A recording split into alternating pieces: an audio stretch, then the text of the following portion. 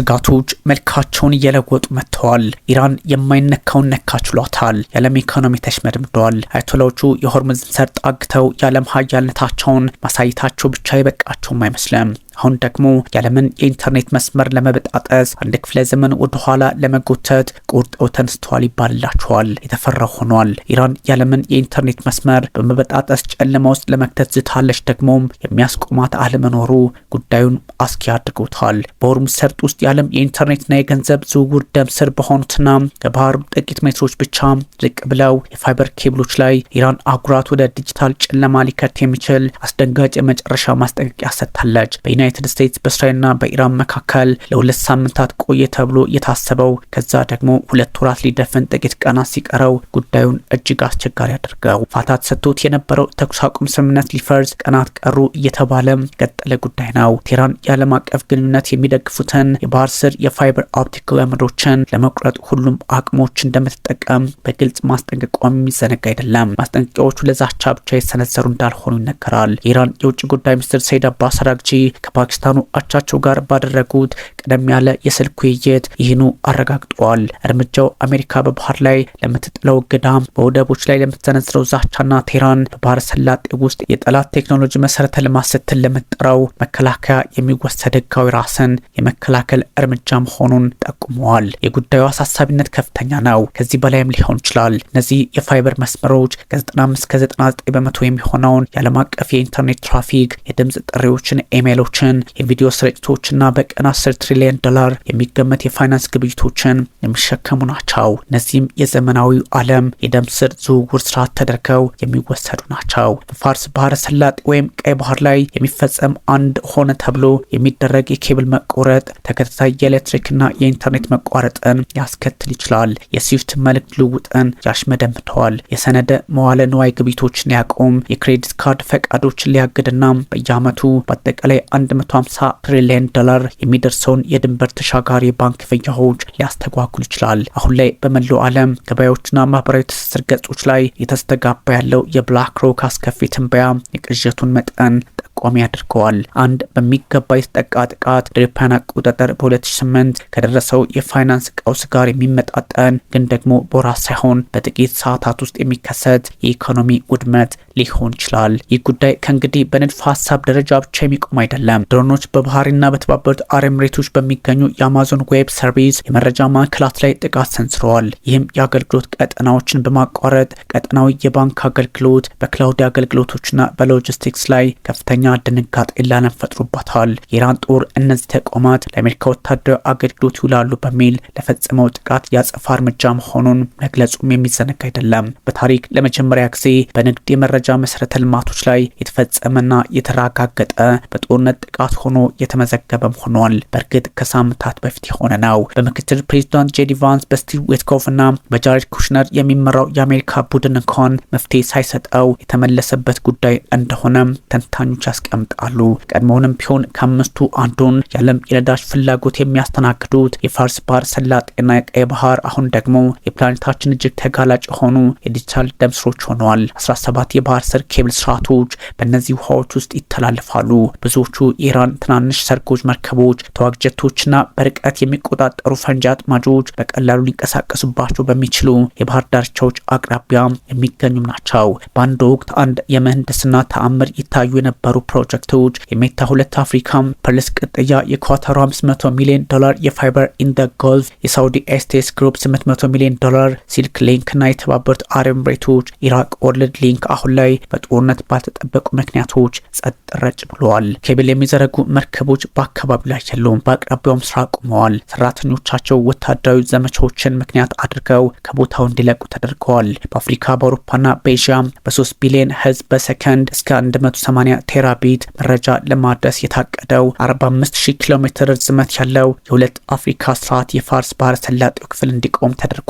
እንደ አውሮፓውያን አቆጣጠር በ2024 በሁቲ አማጽያን ወይም ደግሞ በየመኖች አማካኝነት በቀይ ባህር ላይ የተጀመረው መስተጓጎል የሚያንጸባርቅ ድጋሚ ሆኖ ተመዝግቧል። ሊመጣ ያለውን ጥፋት መጠን ለመረዳት የእነዚህን ኬብሎች አወቃቀም መመርመር ያስፈልጋል። በባህር ወለል ላይ ከ17 እስከ 1 ሚሊ ሜትር የማይበልጥ ውፍረት ባላቸው ጥቅሎች የሚዘረጉት እነዚህ ገመዶች መንገዶች በባህር ዳርቻዎች አቅራቢያ ብቻ በብረት የተከለሉ ናቸው። ሆኖም ግን 71 በመቶ የሚሆኑት የኬብል ብልሽቶች በታሪክ በሚከሰቱበትና ከ200 ሜትር ባነሰ ጥልቀት ባለው የሆርሙዝ ጥልቀት የሌለው የባህር ውስጥ በእነዚህ ኬብሎች ለጥቃት እጅግ የተጋለጡ እንዲሆኑ ያደርጋቸዋል ተብሏል። ዓለም አቀፍ የኬብል ጥበቃ ኮሚቴ በየዓመቱ በዓለም ዙሪያ ወደ 200 የሚጠጉ የኬብል ብልሽቶች ይመዘግባል። ከነዚህ ውስጥ አብዛኞቹ በአሳ ማጥመጃ መሳሪያዎች ወይም በመረብ መልህቆች ሳቢያ የሚከሰቱ ድንገተኛ አደጋዎች ናቸው። እስካሁን ድረስ ሆን ተብሎ የሚፈጸመው ጥቃት 1 በመቶ ብቻ ነበር። አውሮፓውያን አቆጣጠር በ2024 እና 2025 በቀይ ባህር ላይ የተከሰቱት ክስተቶች የሩቢ ማር መርከብ በሁቲ ሚሳኤል ተመታ መልህቋን እየጎተተች በ3 ኬብሎች ላይ ባደረሰችው ጉዳት ከኤዥያ አውሮፓ መካከለኛው ምስራቅ የሚደርሰውን የ25 በመቶ የኢንተርኔት ፍሰት ለወራት አቋርጦት እንደነበረም የሚዘነጋ አይደለም።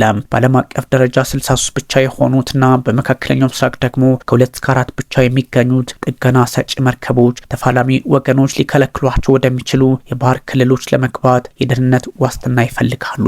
እያንዳንዱ ጥገና ከ1 እስከ 3 ሚሊዮን ዶላር የሚጠይቅ ሲሆን ቢያንስ 40 ቀናት ይፈጃል። ጂኦፖለቲካዊ ጣልቃ ገብነት ሲኖር ደግሞ ከዚያ በላይ ሊዘገይ ይችላል። አውሮፓውያን አቆጣጠር በ2003 ረዥሙ ጥገና 947 ቀናትም ፈጅቶ ነበረ። ይህ ሁሉ የውሃ ውስጥ ታሪክ ሆኗል።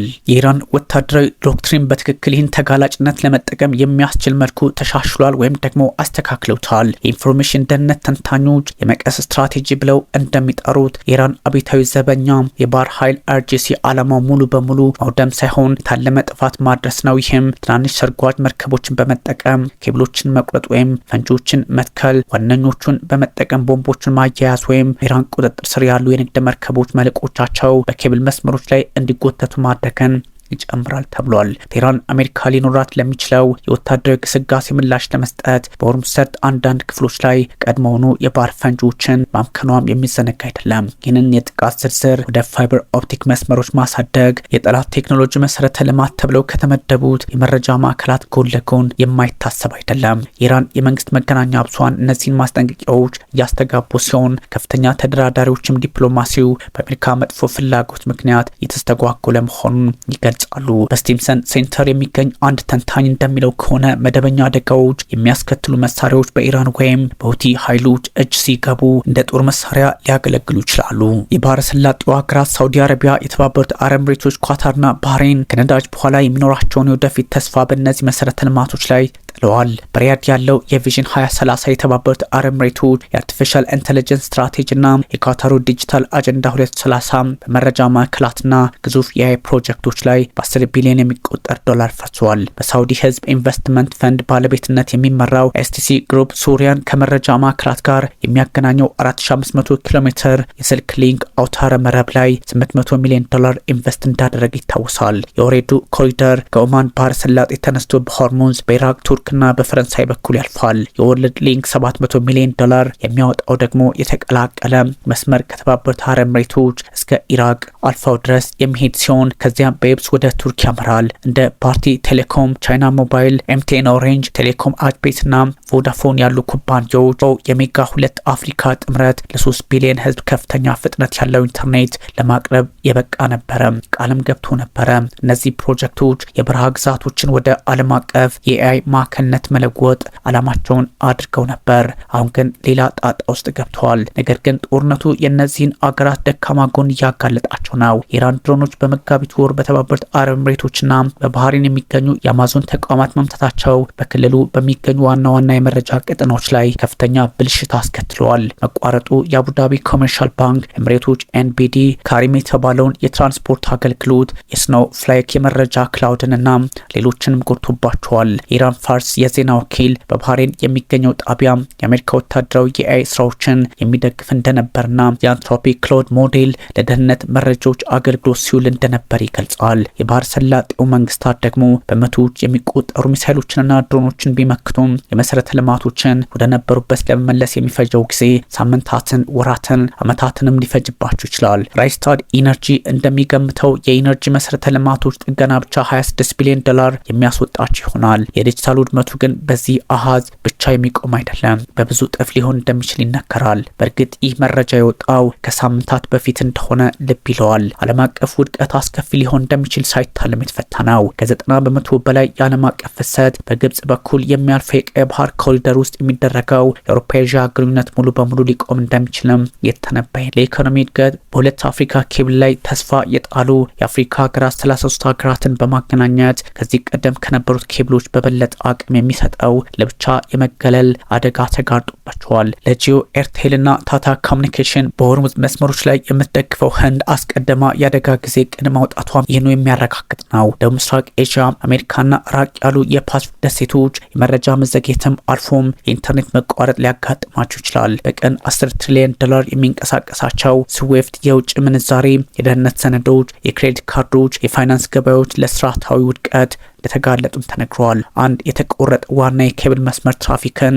ወደ ተጨነቁ አማራጮች እንዲዞር ሊያደርግ ይችላል። ይህም ወጪንና መዘግየትን በመጨመር በዎል ስትሪት፣ ለንደንና በቶኪዮ የንግድ መቋረጥን ያስከትላል የሚል ትንበያ ይቀመጠዋል። እንደ ስታርሊንክ ያሉ ዝቅተኛ የምህዋር ሳተላይቶች ለጊዜያዊ መፍትሄ ሊያገለግሉ ቢችሉም ግዙፍ የሆኑ የኢንተርኔት ፍላጎቶችን ለማርካት ግን አቅም የላቸውም። አንድ የሁለት አፍሪካ የፋይበር ጥንድ ከ1 ሚሊዮን በላይ የሳተላይት ግንኙነቶች ጋር የሚመጣጠን መረጃ በከፍተኛ ፍጥነት ያስተላልፋል። አሁን ላይ በከፍተኛ ፍጥነት ጥናት እንደተደረገባቸው ያሉት የየብስ አማራጮች አደጋውን ከባህር ወደ የብስ ያዞሩታል። በኢራቅ፣ በሶሪያ፣ በዮርዳኖስ ወይም በእስራኤል በኩል ማለፍ የድንበር የማረፊያ ክፍያዎች፣ የቁጥጥር እንቅፋቶች፣ የዲጂታል ሉዓላዊነት ህጎችና ከመሬት እንቅስቃሴዎች የሚወጡ የጥፋት ተጋላጭነቶችን ያስከትላል።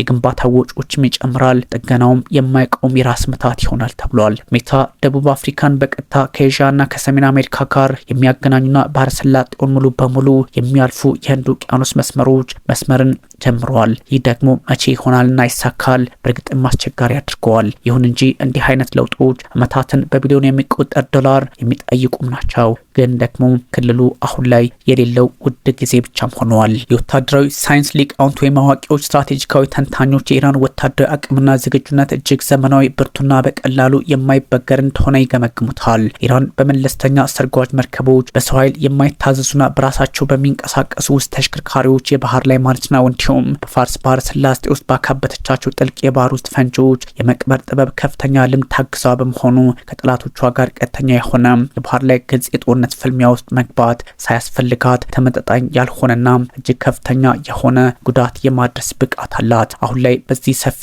የትግል መስመር ውስጥ ከኢራን ጎን የተሰለፉት ሁቲዎች በቀይ ባህር ውስጥ በአንድ ሚሳኤል ጥቃት ብቻ እንዴት ለወራት የሚቆይ ትርምስ መፍጠር እንደሚቻል በተግባር አሳይተዋል። ይህ ትርምስ የሚፈጠረው የሚሳኤል ጥቃቱ ካረፈ በኋላ የመርከቦች መልክ በባህር ወለል ላይ ሊጎተት በማድረግ በሂደቱን በባህር ስር የተዘረጉ ኬብሎችን በመበጣጠስ ነው። በባህር ላይ የሚደረጉ እገዳዎችና ወታደራዊ እንቅስቃሴዎቻቸው ምክንያት እነዚህ ከተበላሹ ኬብሎች ጠግተው ለመጠገን የማይቻል ደረጃ ላይ ይሆናል። እንደ ፈረንሳዩ ኤልደባስ ያሉ ጥቂት ልዩ የኬብል ጥገና መርከቦች ብቻ በእንዲህ ያለ ውጥረት በነገሰበት የውሃ አካል ውስጥ የኬብል መጎተትና የመቀጠል እጅግ ረቂቅ ተግባራትን ማከናወን ይችላሉ።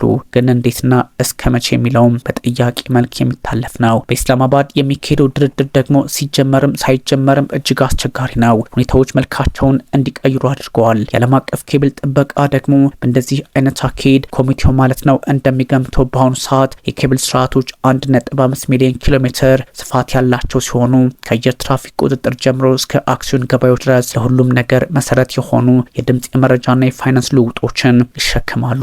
የግዙፍ ኬብሎች መገኛ በሆነው በሆርሙዝ ሰርጥ ውስጥ ለረጅም ጊዜ የሚቆይ የግንኙነት መቋረጥ ቢከሰት እንኳን የባህረ ሰላጤ የትብብር ምክር ቤት ጂሲሲ ሀገራት ያላቸውን 283 የመረጃ ማዕከላት ከዓለም ይነጥላቸዋል። ከነዚህ ውስጥ ብዙዎቹ ቀደም ሲል በደረሱ ጥቃቶች ሳቢያ ከፍተኛ ጉዳት ደርሶባቸዋል። በሁለት አፍሪካ ቴራቤትስ በሰከንድ አቅም አማካኝነት ይቀጣጠላል ተብሎ ሲጠበቅ የነበረው የአፍሪካ አህጉር ዲጂታል ግንኙነት ይገታል። ይህም 3 ቢሊዮን የሚጠጋ ህዝብ አዝጋሚውና ውድ ወደ ሆነው ዲጂታል ገለልተኝነት ውስጥ እንዲያቀና ያደርገዋል። ቀድሞውንም ቢሆን በአቅርቦት ሰንሰለት መስተጓጎል ሳቢያ ከፍተኛ የተጎዱ የአውሮፓ የኤዥያ ኢኮኖሚዎች ከፍተኛ የመረጃ መዘግየት ያጋጥማቸዋል። ይህም የክላውድ ኮምፒውቲንግ የርቀት ስራንና የእውነተኛ ጊዜ ንግድ ልውውጥን ሽባ ያደርገዋል የሚል ትንታኔም እየተቀመጠ ይገኛል። ባለፉት ጥቂት ዓመታት ውስጥ የተበላሹ ኬብሎችን የመጠገን አማካይ ጊዜ ከጥቂት ቀናት አንስቶ ወደ 40ና ከዚያ በላይ ቀናት ከፍ ብሏል። መርከቦች በፈንጂ በተሞሉ ባህሮች ውስጥ ለመጓዝ በሚያደርጉትና የመግቢያ ፈቃድ በሚከለከሉበት ሁኔታ የጥገና ወጪም አብሮ ከፍ እያለ ይሄዳል። ለአውሮፓውያን አቆጣጠር በ2024ና 2025 በቀይ ባህር ውስጥ በተከሰቱ ክስተቶች አንዱን ኬብል ለመጠገን ብቻ 5 ወራት ፈጅቷል። በርካታ ኬብሎች በአንድ ጊዜ ቢቆረጡ ደግሞ ይህ ጊዜ ሰሌዳ እስከ 1 ዓመት ድረስ ሊራዘም ይችላል። የኬብል ብልሽቶች 2% የሚሆኑት ብቻ ናቸው ጥልቀት ባለውና በየትኛውም ሀገር ቁጥጥር ስር ባልሆነ ባህር ውስጥ የሚከሰቱት። ቀሪዎቹ ብልሽቶች በሙሉ የሚከሰቱት ፖለቲካዊ ውሳኔ ከምህንድስና ጥበብ በላይ በሆነባቸው የሀገራት የባህር ክልል ውስኖች መሆኑ በግልጽ ተቀምጧል። ሆኖም ግን የዚህ ቀውስ ሰብአዊና ኢኮኖሚያዊ ጉዳት አሃዛዊ መረጃዎች በላይ እጅግ የገዘፈ እንደሆነ ይነገራል። በቢሊዮን የሚቆጠር ሰዎች በዕለት ተዕለት ስራቸውና ኑሯቸው በእነዚህ ኬብሎች ላይ ጥገኛ መሆናቸው ይታወቃል። በውቅያኖስ ማዶ ካሉ የቤተሰብ አባላት ጋር የሚደረጉ የቪዲዮ ጥሪዎች፣ የአደጋ ጊዜ ሕክምና መረጃ ልውጦች እንዲሁም የዓለም አቀፍ የአቅርቦት ሰንሰለት ቅንጅቶች በሙሉ በእነዚህ መስመሮች ላይ የተንጠለጠሉ ናቸው። በባህረ ሰላጤው አካባቢ የሚከሰት የዲጂታል መቋረጥ እንደ አውሮፓውያን አቆጣጠር በ2006 ታይዋን የመሬት መንቀጥቀጥ ኬብሎችን ከመበጣጠስ ደሴቶች ከዓለም ነጥሎ የነበረውን ክስተት ያስታውሳል። ልዩነቱ ግን አሁን የሚከሰተው አደጋ በመላው ፕላኔቷ ላይ የሚከሰት በመሆኑ ነው። ቀድሞውንም ቢሆን የጦርነት ሁኔታዎች ታሳቢ አድርገው ዝግጅት ሲያደርጉ የነበሩ የፋይናንስ ተቋማት የድንበር ተሻጋሪ ክፍያዎች ስምምነቶችን በሚታገዱበት ወቅት የገንዘብ ዝውውር እጥረት ሊከሰት እንደሚችል ያስጠነቅቃሉ። በኤዥያ የሚገኙ የማረጋገጫ ሰርቨሮች አገልግሎቶች ካቆሙም በአውሮፓ የሚደረጉ የክሬዲት ካርድ ክፍያዎች ሊከሹም ይችላሉ። በሚሊዮን ሰዎች የህይወት መስመር የሆኑት የአፍሪካ የገንዘብ መለኪያ አገልግሎቶችም ሙሉ በሙሉ ጸጥ ረጭ ይላሉ። በትራምፕ ታላቅ ተብሎ የተወሰደው የፓኪስታን ሽምግልና ብቸኛው የዲፕሎማሲ መውጫ መንገድ ተደርጎ እየተወሰደ ነው። በኢስላማባድ የተካሄደው የመጀመሪያው ስብሰባ ምንም አይነት እምርታ ባያሳይም አሁንም ደግሞ ሌሎች ቀጣይ ዙሮች ይደረጋሉ የሚል ተስፋ ተጥሎባቸዋል። በመጨረሻም ይህ ቀውስ እንዲሆኑ የተቀላቀለ ጦርነት እውነታውን ገልጦ አሳይቶታል። ጦርነቶች ከእንግዲህ በመሬት ባህር ወይም በሰማይ ላይ ብቻ የሚወሰኑ አይደሉም። ይልቁንም መረጃዎችና ገንዘቦች ሳይቀሩ የሚተላለፉባቸው የባህር ጥልቀቶች ውስጥ ጭምር የሚካሄዱም ሆነዋል። ፕላኔታችንን አያይዘው የያዙት ኬብል አሁን ላይ እጅግ ተሰባሪም ሆነዋል። ኢራን ዛቻዋን ወደ ተግባር የምትቀይር ከሆነ ምዕራባውያንና በመላው ዓለም ላይ የሚደርሰው ውድቀት ለትውልድ የሚተርፍ ጠባሳ ጥሎ ያልፋል። ይህም ስለ ዲጂታል ሉዓላዊነት፣ ስለ መሰረተ ልማት ጥንካሬና ስለ ጂኦፖለቲካዊ አደገኛ ቁማር ትክክለኛ ዋጋ ዳግም በጥልቀት እንድታስብ ዓለምን ያደርጋታል። ለአሁኑ ግን መርከቦች በትዕግስት የተጠባበቁ ነው። ሰርቨሮች በጥቃት ስጋት ውስጥ ሆነው ድምጻቸውን እያሰሙ ነው። በኢስላማባድ የሚገኙ ተደራዳሪዎች በቀናት የሚሆን በወራት ብቻም በማይታወቅ የጊዜ ገደብ አንድ መፍትሄ ያመጣሉ የሚል ተስፋም እንዲሁ ተጥሎበታል።